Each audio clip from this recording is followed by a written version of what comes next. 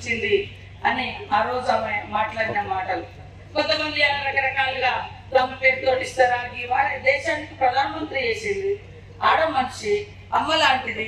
ఇందిరమ్మ ఇల్లు ప్రతి ఊర్లో ఉన్నాయి. ఇప్పుడే కాదు, గతంలో రాజశేఖర రెడ్డి గారు కూడా ఉన్నప్పుడు, ఇందిరమ్మ కూడా బతుకున్నప్పుడు పక్కా ఇల్లు ఇచ్చింది, భూములు పంచింది.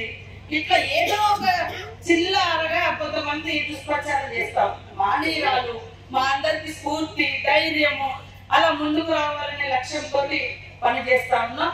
కాబట్టి ఇక్కడికి వచ్చిన మా అక్క చెల్లెలకు కూడా అందరికి విజ్ఞప్తి చేస్తా ఉన్నాం.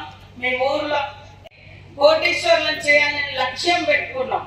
దానికి అనుగుణంగా మరి వచ్చి రాగానే ఉచితంగా బస్సు, మరి ఇళ్లలో కరెంటు ఫ్రీ 200. ఈరోజు బస్సు ఫ్రీనే కాదు, బస్సుకు ఓనర్లను చేస్తూ ఈరోజు 6 కోట్ల రూపాయలను మీ ఒక్కొక్క బస్సుకు 30 లక్షలు రిలీజ్ కూడా చేస్తా ఉన్నాం. ఆ బస్సు మళ్ళా ఎవరికి ఇస్తారు? మహిళా సంఘానికి ఇచ్చిన బస్సు గవర్నమెంట్ కే అద్దెకిస్తారు.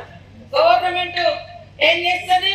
మహిళా సంఘాల వాళ్లకు నెలకు 70,000 రూపాయలు బస్సు వాళ్ళు మాకు అద్దెకి ఇచ్చినందుకు, గవర్నమెంట్ కి ఇచ్చినందుకు వాళ్లకు నెల కిరాయి కూడా కట్టడం జరుగుతూ ఉంది. అదే కాకుండా అంతకుముందు పొదుపు సంఘాలంటే కేవలం ఏదో డబ్బులు వాడుకునేది, మళ్ళా కట్టే కాడ తిప్పలేదు. కానీ ఇప్పుడు మరి వేరే వాడుకోకుండా